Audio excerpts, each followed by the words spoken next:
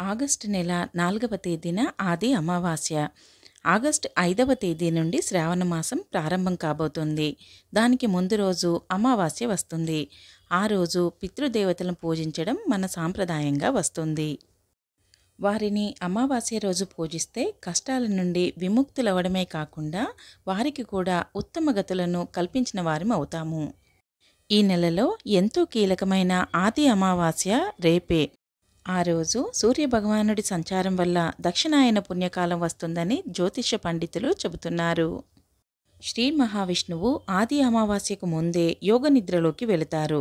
ఆ సమయంలో అందరూ అమ్మవారిని ఎక్కువగా పూజిస్తారు. అమ్మవారిని పూజించడం వలన అన్ని సమస్యలు పరిష్కారం అవుతాయి. ఉత్తర భారతదేశంలోని హిందువులు పరమేశ్వరుడిని పూజిస్తారు. నదుల్లో పుణ్యస్నానాలు ఆచరించి మహాశివుడికి బిల్వపత్రాలు సమర్పిస్తారు.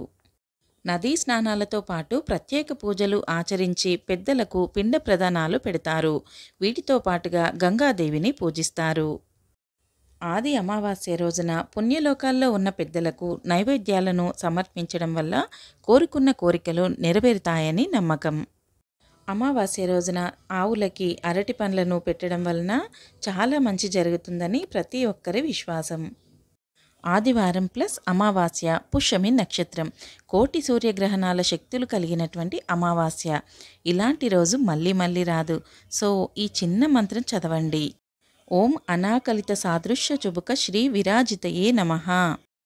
ఈ ఆది అమావాస్య 3వ తేదీ సాయంత్రం 5 గంటలకు మొదలయ్యి 4వ తేదీ సాయంకాలం 5:32 ముగుస్తుంది.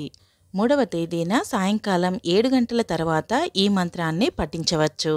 కనీసం 108 సార్లైనా ఈ మంత్రాన్ని పఠించి అమ్మవారిని స్మరించడం వలన అంతా మంచి జరుగుతుంది.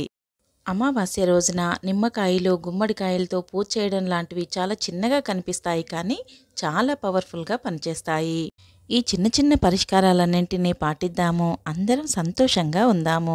ఈ ఆది అమావాస్య గురించి నాకు పెద్దగా తెలియదండి. మా గురువుగారు చెప్పినటువంటి మంచి విషయాలను అందరికీ మంచి జరగాలని మీతో పంచుకుంటూ మీ సుచిత్ర.